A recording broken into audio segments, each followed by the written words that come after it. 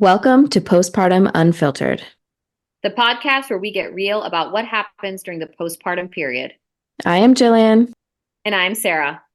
and we are two doctor moms who were not prepared for what postpartum would bring. By sharing your stories, we hope to spread awareness and allow other families to be more prepared for the time after birth. Okay, so I want to start with going over some things the internet has to say about the worst comments that people have ever received after giving birth. Let's go. So these ones come from Reddit. Friend of 8 years comes to meet the baby a few days after I come back from the hospital. She suddenly says, "Are you sad about the stretch marks and the weight you gained?" There I was with cracked nipples, mastitis, a fever, pain from the episiotomy, and the most sleep deprived I've ever been. I haven't even thought about the way I looked. Thank you. That's when I realized how vain, immature, and toxic this friend is. We don't talk much. Yeah, probably not. Excuse me. I'm also sad about everything else. I don't need you to also comment on that. The audacity. I know. Not a friend. Hater to the max. There's another one. My twins were micro preemies, 70 days in the hospital, and one of them had major surgery.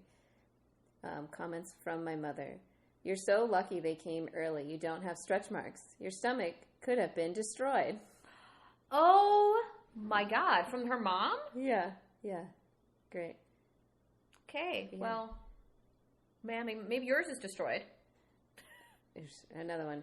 My mother said after a very traumatic birth, forceps delivery, and postpartum hemorrhage, it was a bit selfish to not ask them to do an emergency C-section instead of forceps. Your fanny is going to be so stretched out now for your husband. How will you ever satisfy him again? Ouch. And Like, do you totally think, inappropriate. Why are the rates of matricide not higher if mothers are saying this to their daughters? Like, that's crazy. Yeah. Yeah. And I'm like, Because you're so sad in the moment, like you don't think I think anger. I think you feel so much like. Were your parents in the room with you when you gave birth? Or were they at the hospital at all? After he and she were born, yes. So we didn't have any family in the hospital. My first one was born in the middle of 2020, so we couldn't, and I didn't really want anybody there anyway. But it's better. I don't think my family would have said these to my face, but I don't feel like it would have gone well if I was in the hospital and somebody was saying this sort of stuff to me. Oh yeah. Well, people are also very nosy, right? When you first have your kid, they're always like, "Oh, or did you have a C-section? Did you have natural birth?" And I'm like, "You realize what you're asking me, right? It's a very personal question." Yeah. Why does it matter? I don't know. At 4 days postpartum, my in-laws were over visiting the baby. As I walked into the room, my father-in-law said, "You need to start tying down your stomach." My father-in-law? You need to get fucked. Sorry. Did my father-in-law ask me how long my labor was the first time? And I said 38 hours. And he said, "Yeah, but you weren't pushing that whole time, so that doesn't really count." So I said, "Well, why don't you try it and tell me what really counts?" First of all, sir, if you're pushing for 38 hours, obviously nobody does that, but it's the pain the entire time. Mine was 28 hours. My mother-in-law almost fell off her stool. It was so funny. Why? How can a father make a comment like that, sir? You're just you just showed up to the party. I think you didn't even have an invitation. It doesn't. I don't think it registers to them. And my mother-in-law, I think, had pretty smooth birth experiences. So at least the ones that he saw up close and personal, I think went pretty well. One of her labors was 45 minutes. She woke up in the middle of the night and said, "We need to go to the hospital." And he said, "I'm going to shower." She said, No, we need to go to the hospital. And she had her son 16 minutes after getting admitted. Yeah. So almost a car baby. She said she was calm, and she told them, "I'm having a baby." And they were like, "Yeah, right, lady, you're just fine. We'll check you." And then when the nurse or the midwife checked her, they went, "Oh my God, you're done!" And they weren't. My husband was the opposite. And she's like, "Yeah, I told you." My husband was the opposite. I was like, my chill. water broke. And he goes, "Oh, right." And he put his hat on. He starts running out the door. I'm like, "What do you, brush your teeth? We have time." He's like, no. Are you? Brush your teeth. I'm like, "What are you doing?" And he's like, "Well, we got to go." So we're in the car. I'm like, once you get to the hospital, you can't eat. I'm like, "Can we stop by McDonald's?" Because what is happening right now? My water was breaking all over the chair. I was like, whatever. I was like, "I want a McGriddle and make sure I have an orange juice." And he's looking at me, the dry. He's like, "Sure, you can have all this? I don't care. Dude, do it. This is my last meal before anything." Yeah. So I was like, "It's not a slip and slide." And then 28 hours later, my son was born. So he learned that it didn't just come out like that, which I wish it did. Yeah. I was induced the second time from no labor. And my husband was like, we're having a baby today. And I said, I don't think it's going to be today. Not today. It was the next day. It was shorter than the first one. Was that No, my first one I went into labor, but then I also had to get induced because I wasn't progressing. The 38 hours. Oh, okay. Yeah. Wasn't great. My second, I got induced, but I did have her that day. Oh, mine was 20 hours, so there was had I started early enough, I could have made it through the same day, but I started induction at noon and then had him the next day, or 2 o'clock. They were like, you can get induced, and I'm like, oh yeah, because like almost 40 weeks.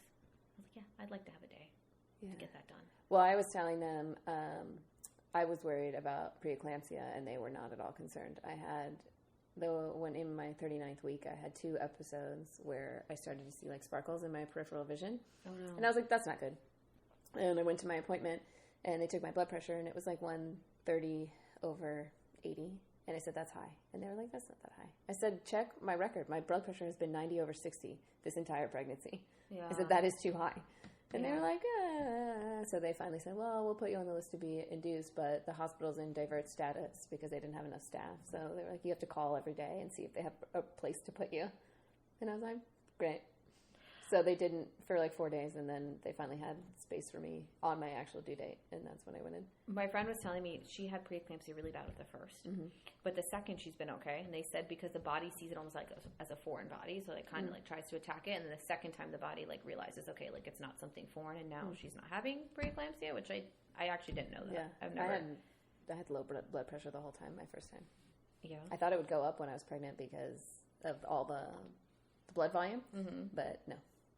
Well, the thing is, like, when I had my first, one thing that's also shocking to me is that when you have your baby, you just go. Oh yeah. I had to still wear my maternity clothes.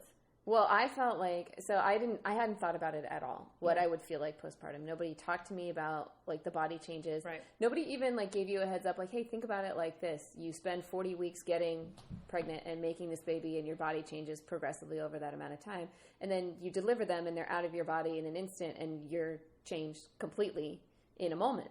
And I really felt like the sound of a beach ball deflating. I felt like my whole abdomen looked like... Yeah. And I had this big, soft... Like, it was so squishy. It was almost... It was almost comical. Like, I've never felt... Like Play-Doh. I actually alerted to like Play-Doh, yeah. I've never felt anything that squishy on me. And I also didn't realize, which, like, just if somebody had said, hey, think about it. My whole life, when you sit down... Your abdominal wall holds all your organs in place in your body. Like you might have a little hangover, whatever, but like there's a structure there. Yeah. And after I didn't have like it felt like my organs were just coming out like spilling out over my pants, and I remember feeling like I'm like it's like if you put soup in a Ziploc bag, it just sloshes around everywhere like instead of a Tupperware, and that's what I felt like. I felt like I was no longer a container. I was just a Ziploc bag full of goo. Yeah, and then I brought all these clothes to wear, and I was like, I can't wear any of this. I can't do any of this stuff. Yeah. And I was like, I'm going to wear these, like, biker shorts. I'm going to be good to go. Because you see moms that come out, like, on those TikTok videos. They're like, we're ready to go home. And, like, her hair is done. Her makeup. I was like, I'm going to get the whole matching. No. The matching set did not work. No. I just wore my robe the whole time. I wore the hospital gown the whole time. I didn't. I wore the I brought socks because I brought so much stuff the first time. It was unreal. Yeah, I did too. I didn't use 80% of it. But I just wore the hospital gown and the little socks they gave me the whole time. But yeah, and I remember the mesh. I actually love the mesh underwear. Me too. It was so comfortable, and it didn't squish in on my squish so much that I felt uncomfortable. Yeah. No, I really like that. And the huge pad they had with the ice in it. Yeah. I made my own at home, and I was like, nothing still compares to the hospital one. I liked I used the Tux pads, the witch hazel pads. Mm-hmm. That's like what felt, because I had a 2nd degree tear both times, and that is what felt like the, on the perineum, that was the best. I tried to do all this yoga and stuff to like prevent the tearing. It doesn't really. Oh, my kids' heads were too big. There was no hope. There was no hope for me. No yoga would have taken care of that for you. Yeah. No.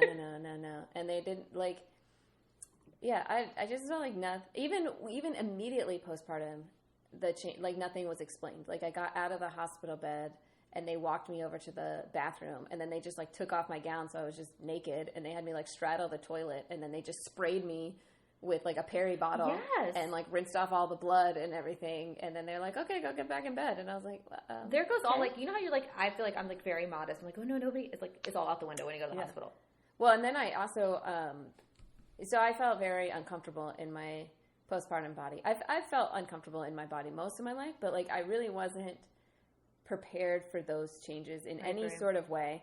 And I wasn't, like, I guess the most change I was prepared for postpartum was the breast changes with breastfeeding, that they would like grow and change and that you would produce milk, right? I still had no idea what it would feel like. Nobody could ever really describe it to me. And my experience was very, like, I had severe pain. Like my milk came in hard and fast, like I think it was 5 days after the first time. And I just woke up and I had like boulders sitting on my chest and they hurt and they were tender and I couldn't get any milk out. Like I felt like they were going to rupture. But outside of that, like I wasn't ready. I really wasn't ready for like the pregnant belly that didn't have a baby in it anymore. Yeah. And like my skin felt kind of loose and it was like, it felt like cottage cheese or something. To me, it was like Play-Doh. It was like almost like a jiggly, like mine Play-Doh. Didn't even feel that slime. Firm. Like slime. I feel like, you know, the kids play with slime? Yeah. It's like slime. Yeah. Mine, and I'm like, will this ever go away? Will it always be like this? So mushy. And I just thought like, okay. And I had no idea of like a timeline for that to improve. Yeah. And it probably was like 4 or 5 months before I started feeling like a container again. Like my abdominal muscles had tightened back up, like shrank back down to normal size, you know, because they get so stretched out as the uterus grows. Not even like they were strong. They were just like back to normal tensile strength instead of like, I always felt like we played with silly putty as a kid. I felt like when you stretch the silly putty and then it's all like, that's how my stomach felt. And I didn't bring non-maternity clothes to wear home. I went into the hospital in a maternity dress and I came home in the same dress because I didn't want anything on me. Makes sense. And makes sense. I just wore the robe the whole time. I didn't even bring a robe. It said to bring a robe, but I'm not a big robe wearer. I would love to. I never wear robes. I want to get into it, but I never got into it. It looks cozy. And I got it for like one of a baby shower. I was like, I'll just wear this. I guess this is the best time to wear the robe. Yeah. And I wore it, and I mean, it was fine. It helped. Yeah. But I didn't expect to still look so pregnant the first time. Second time, obviously, you know what's going to happen. But the first time, I didn't expect to look so pregnant. And also, I thought when the baby comes out, the weight also goes away with it. At least a lot of mine, I was 20 pounds lighter when I weighed myself when I got home from the hospital. Mm-hmm. But my baby was almost 9 pounds. So that was most of it. I did not lose that much weight after birth the second time. I think it was like second 11, time was harder for me too. 11 pounds. And I gained a little bit more weight the second time, but not by much, like 3 or 5 pounds more. But I feel like I looked a lot more pregnant at the end of the second time than the first time. No, I definitely gained a lot more weight the second time. And I knew what to expect, which was helpful as far as like no abdominal integrity at all. I'm like, you're like, oh, is that my stomach? Oh, maybe that's part of my liver. I don't know. But it was it took a lot longer for me to feel more normal again. Like it was like 6 months or so for my abdominal wall. And then, I don't know, by about a year postpartum, the first time I was back in my normal clothes, and I think I was like 4 pounds heavier than when I got pregnant the first time. And the second time, I think it took almost 2 years for me to get back to where I felt like comfortable in my own clothes. Like people would say like, oh, you're back in the same size. I'm like, well, look, I got it on my body, but I'm not sure I would say it fits. Like if I was in the store trying it on, I would have been like, no, this is too small. It fits differently. But I'm such an asshole that I was like, oh, you lost the baby weight the first time in like, 8 months or so. So I got rid of all of my bigger size pants because I was like, you don't need these. They're taking up space. I'm trying to declutter. So I just did that to myself. I didn't have any pants I could fit into for like a year because I threw out all the ones that were a size bigger. I just accepted it. I was like, I will never go back to this size. I'm just going to keep my clothes this size and hope I don't get past that size, Yeah. But the second time I definitely gained a lot more weight, so that was a lot harder for me. But both times I did like the 1 hour glucose test. Yeah. Failed them. Oh, you did? Both I failed times. The second one, not the first one. I failed them both. And then I hate needles, which is funny. Yeah. Needles on myself. Yeah. If I see like the needle in my arm where they're taking the blood, I will pass out. Really? I can't like, look at let myself. Me see what I'm like, you're doing is this my arm? I'm like, you're stabbing me? I want to be I'd be the witness worst to that. drug user. Yeah. But anyway, so then they did it and they're like, okay, well, if you fail the 1 hour, then you have to do the 3-hour test. Yeah. And I passed the 3-hour test the first time. And the second time, same thing happens. They're like, well, because you failed it with the first, you actually have to do 3-hour test twice. No, thank you. So I'm sitting in this like lab core. Everyone's fighting with all the people and the phlebotomist. I'm like, I hate this so much. I wish like, what did I do? How did I fail it? Yeah. Both times. I don't know. But I was also very, very fat. So it could be part of the problem. I had gained like 40 pounds the second time. Yeah. And the second time I was in, they told me, oh, we're going to change the recommendations to only gain like 15 to 20 pounds for anybody. And definitely I was surpassed like, that. good luck to you saying that to people. Okay. Yeah. Like, when did you read? Well, I told you, right, about the guy that told me I was like overweight. Yeah, I think we're just too weight obsessed in general. And, I agree with you. Like I said, I've never really been comfortable in my own body, and I wouldn't say I really care as much about like the number on the scale as far as like how I look and feel in my clothes, and so like I have way more stretch marks the second time, which was a little bit upsetting for me because I didn't expect to have them because I didn't really have many the first time, and they were small. I had like one little cluster on the left side, and they went away not right after I gave birth, but they like healed up and went away. And the second time I had like so many more, and you can still see them. And now my skin is like a little bit loose. It's not. I think that if you like just saw my stomach with me like standing, you wouldn't necessarily know unless you were really looking for it or you have experience with like that loose skin. But it's like there's an old line from Golden Girls where they talk about like your skin getting old, and if you lean over a mirror and look at it, and they're like, oh my god, it looks like somebody let all the air out of my face. That's how I feel. It looks like somebody let all the air out of my skin on my stomach. Same thing happened to me the second time. I got way more. Yeah. Way more. And then the whole, like, I was using all the body butters, like all the, like, no. I wasn't doing as much of that the second time. I tried everything. The first time. And after. Like bio oil, I did all that. Nothing really. Really worked. I'm hoping time helps me eat away. Helps me forget. Actually, I hope time helps me forget. What is that? Who cares? Yeah. And the pelvic floor stuff is the other thing I wasn't expecting. I think part of it is because they wanted, in the hospital, they told me to not breathe when I was pushing and push like you're trying to have a bowel movement and like shoot them out. And like that's not really it's not good for your pelvic floor, right? Because that just puts a lot of pressure down on it. And really you should, if you want to be optimal about it, you should learn how to contract your core. Because what I was doing is I was blowing out while I was pushing the first time, and they were screaming at me to stop breathing. And they tell you to hold your breath, guys. Calm down. And I didn't even have a long labor. My first one, active labor, was probably 15 minutes. It was 6 or 8 contractions. Oh, wow. I remember thinking in the middle of it, I should have been counting these contractions. My active labor was 3 hours because mine OB decided to have lunch in the middle. Sure, yeah, that's great.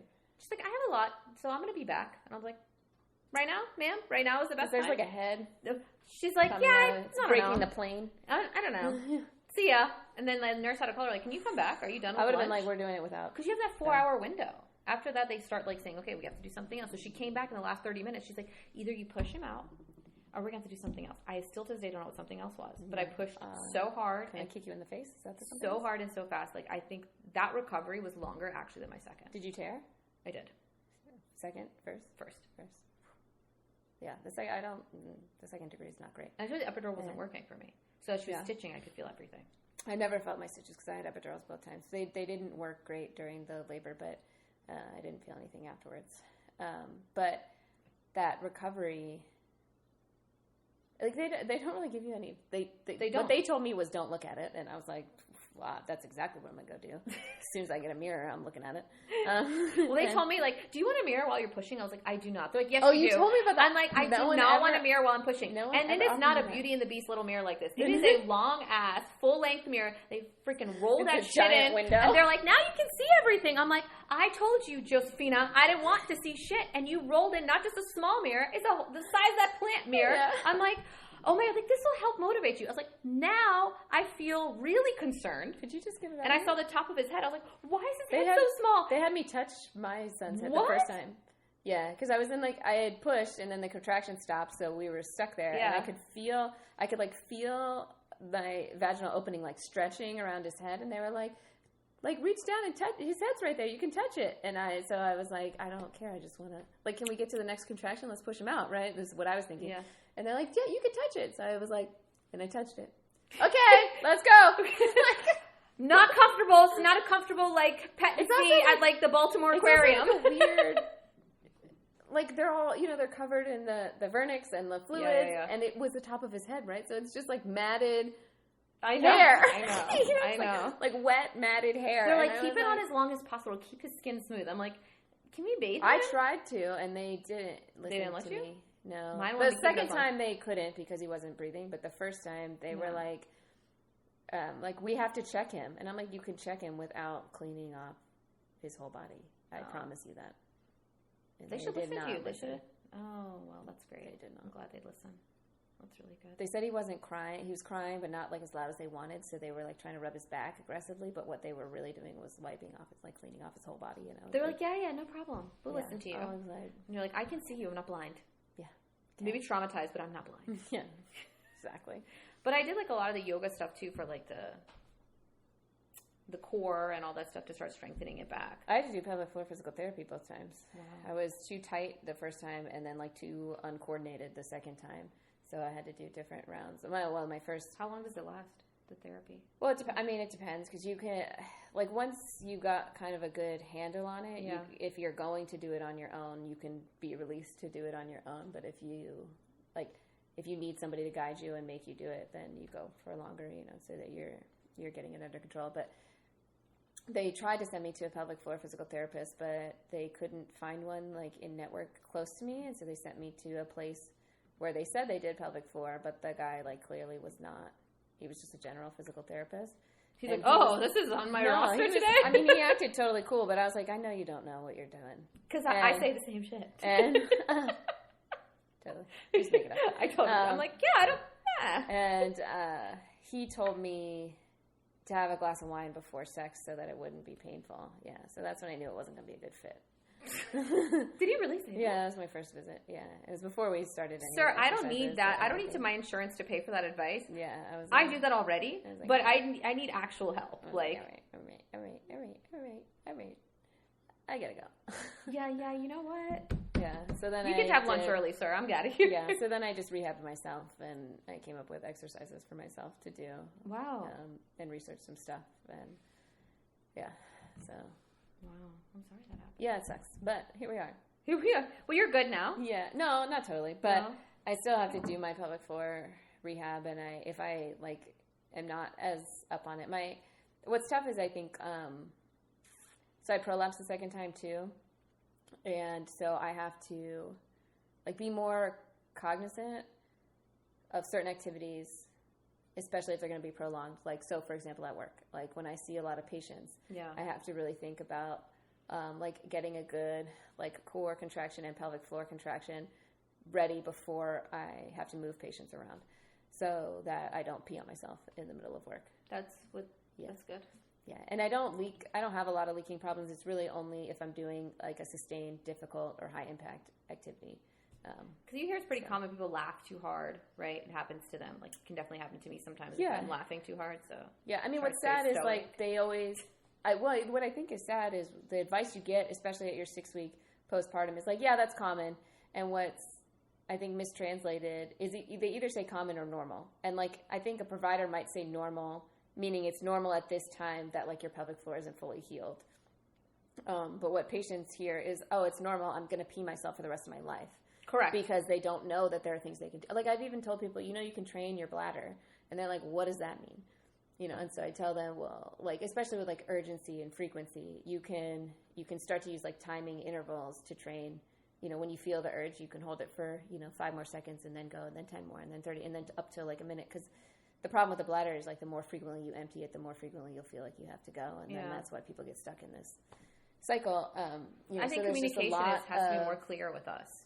Yeah, and then providers are thinking I see this stuff all the time, so I know it can get better, but patients don't know that, and then you're not given any resources, and no one explained any of this stuff to you in the first place that you might have pelvic floor problems. Who was that one person we had interviewed, and they said they weren't able to walk, and they told them that it's normal, but actually the pubic symphysis had that was Jenny.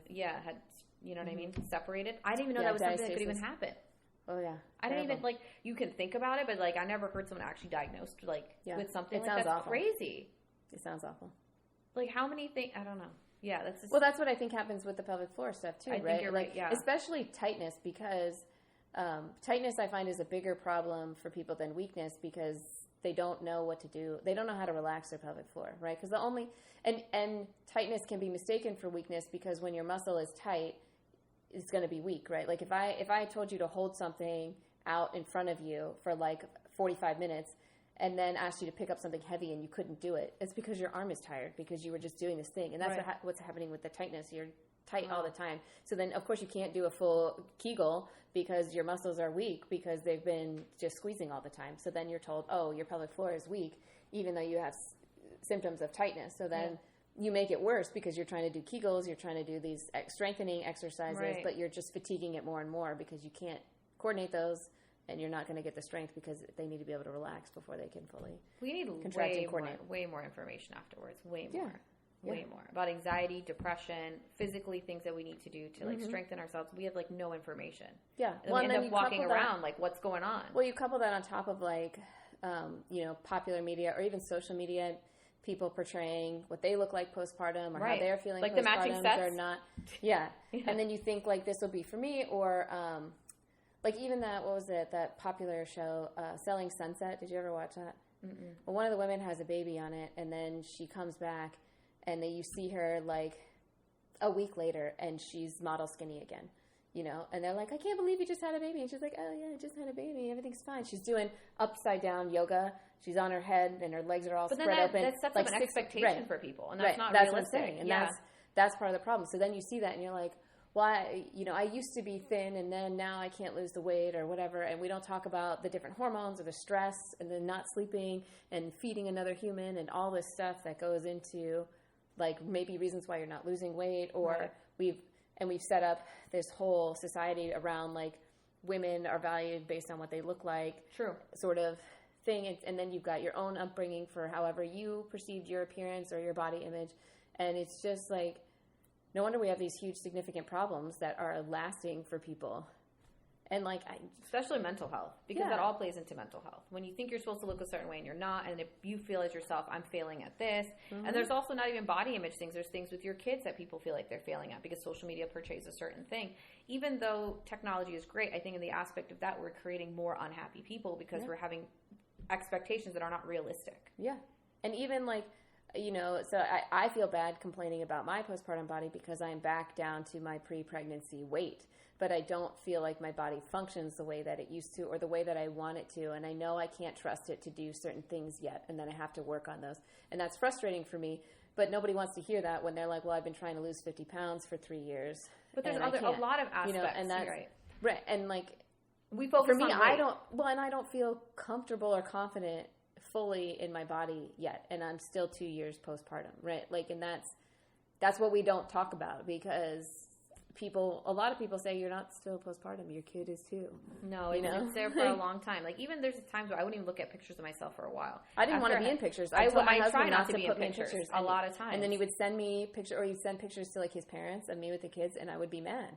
I don't want to be. So I realized for 6 months after my daughter was born, I don't have one photo of myself. Yeah. I took photos of everyone else with her but me, because I realized to some extent I didn't want to be in the photos. Yeah, I don't want to see myself. And how sad is that you miss out on those times because you're so worried about the way you look. Yeah. And I think society has built it that everything is on the way you look. Yeah. Your success is tied to the way you look. Everything is tied to the way that you look. And I think there's more expectations placed on a woman before she opens her mouth than there are for men. Mm-hmm. Just based on appearance and what people see. They expect you to be a certain way. And it's okay, cool, great, well, good talk.